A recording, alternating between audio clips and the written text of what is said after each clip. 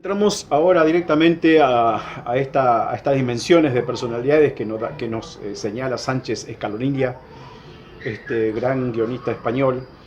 Y él nos cuenta el primer personaje que él llama el personaje plano. Sobre este personaje yo quiero tener una particular mirada, porque el personaje plano no es el personaje débil. No es el personaje que no sabe qué decir porque no se trabajó en su tridimensionalidad, que ese es un gran error que se comete. El personaje plano se lo suele confundir con un personaje que no sabe qué hacer, que no tiene matices.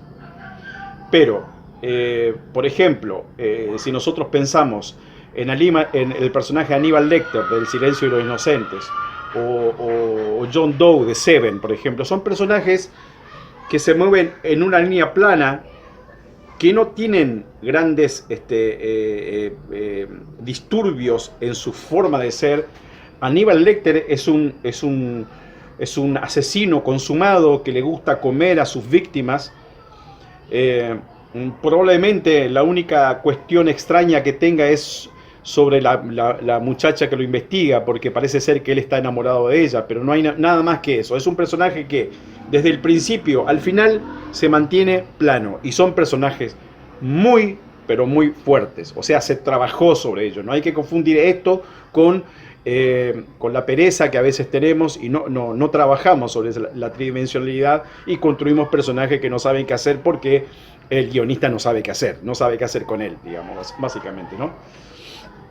Estos son el tipo de arco de este personaje plano. Son personajes que psicológicamente no pueden dejar de ser como son. Básicamente es eso, ¿no? Hay otros personajes que tienen en su desarrollo, ¿no? En su arco dramático, una transformación radical. Sería el extremo de este que acabamos de mencionar, ¿no? Esto puede suceder con un protagónico o con un personaje secundario, obviamente. Tiene respecto de esas cuatro virtudes o esas cuatro tendencias dominantes que tiene la personalidad, que Carl Jung decía que era la reflexión, la sensibilidad, la percepción o la intuición. Cambia por otra opuesta, ¿no? Es como que si dijera Irene Scoville, cambia de una polaridad a otra, con matices. Hay que tener cuidado, otra vez hay que tener mucho cuidado con la pereza y las no ganas de construir las cosas. Es un personaje que era bueno, pongámosle un arquetipo de bueno que se convierte en malo. Esa es la transformación radical que nos cuenta Sánchez Escalonilla. Esta radicalidad en el cambio que sucede puede tener una suerte de alteración moderada en el temperamento. El colérico se aproxima al sanguíneo y el melancólico al flemático, o al revés también puede ser. Y estos arcos radicales también, por ejemplo, no sé si ustedes vieron el personaje que hace Clint Eastwood en El Gran Torino, ¿no?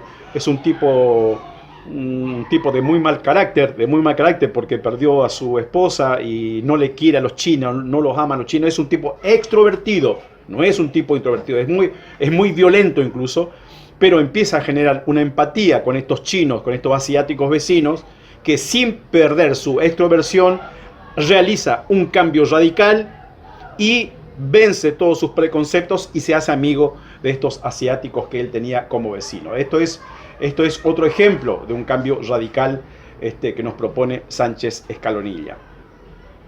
Hay otro cambio radical que no afecta al temperamento en sí. Si ustedes vieron, por ejemplo, la lista de Schindler, yo pongo los ejemplos para que ustedes revisen las películas y las miren de paso.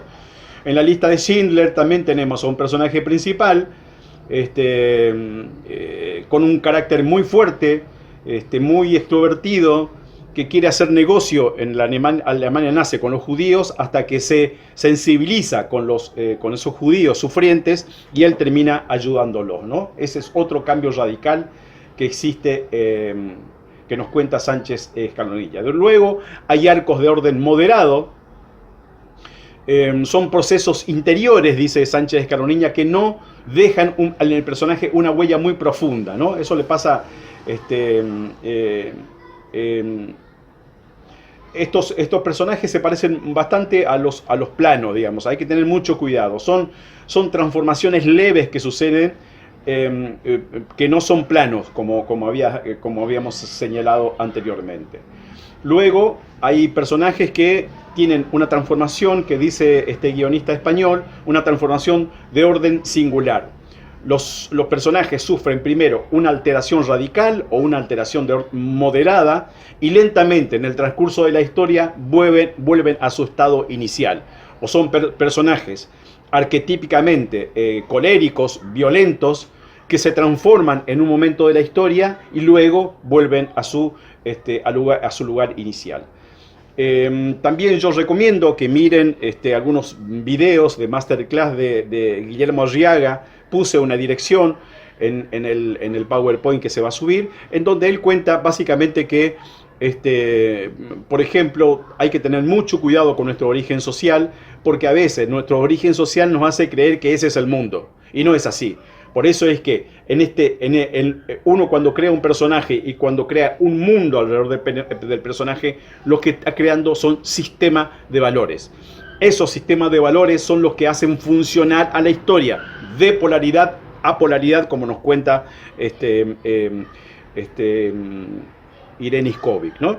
Esa transformación es lo que tiene que suceder.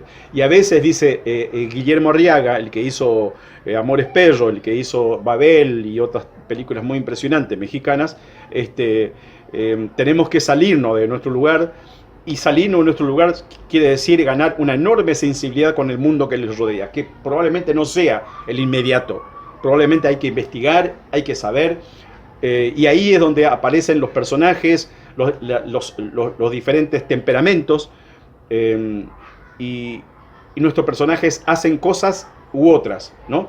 Un gran error que cometen muchos guionistas es que cuando tienen varios personajes, como no ha sido definido la tridimensionalidad de cada uno de ellos, todos hablan igual, ¿no? Ese es el gran error que se comete.